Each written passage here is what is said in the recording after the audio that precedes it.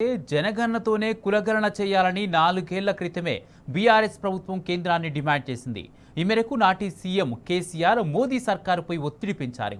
అసెంబ్లీలో ఏకగ్రీవ తీర్మానం చేసి కేంద్ర సర్కారుకు పంపారు. జనాభాలో సగానికి పైగా ఉన్న బీసీలకు న్యాయం చేయాలంటే కులగణన తప్పనిసరని స్పష్టం చేశారు. కాగా కేసీఆర్ సర్కారు చేసిన తీర్మానంపై కేంద్రం సానుకూలంగా స్పందించింది. త్వరలో నిర్వహించే జనాభా లెక్కలోనే కులగణన చేయనున్నట్లు ప్రకటించింది. సెన్సస్ కూడా చేయబోతా ఉన్నారు. సెన్సస్ అంటే జనాభా గణన.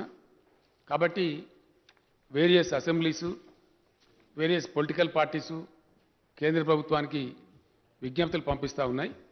నిన్న మన సభలో కూడా యునానిమస్గా అన్ని పక్షాల వాళ్ళు మనం కూడా చేయాలని చెప్పినారు. మన రాష్ట్రంలో ఉన్నటువంటి బీసీలు అత్యధికంగా 50% వరకు ఉన్నారు. కాబట్టి వాళ్ళకు ఇంకా అనేక రంగాలలో న్యాయం జరగాలనే ఆలోచన మన రాష్ట్రంలో కూడా ఉంది. నేను అందరం కూడా అనుకున్నాం కాబట్టి ఏకగ్రీవ తీర్మానం పంపుదాం అనుకున్నాం. కాబట్టి ఈ మన జనాభా గణనలో కులగణన కూడా చేయాలి, బీసీల కులగణన చేయాలని చెప్పి ఈ తీర్మానం నేను ప్రతిపాదిస్తా ఉన్నా అధ్యక్ష. Sir, I beg to move in view of the upliftment of poorer sections of the society.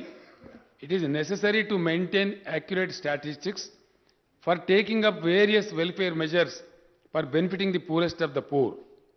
The second Telangana State Legislative Assembly hereby with a view to ensure that the provisions of Clause 4 of Article 15, Clause 5 of Article 15 and Clause 4 of Article 16 regarding the socially and educationally backward classes of citizens, as also the provisions of Clause 6 of Article 243D and Clause 6 of Article 243T regarding backward classes of citizens, urges the central government that the caste-wise census of the backward class of citizens be conducted while holding the general census for 2021.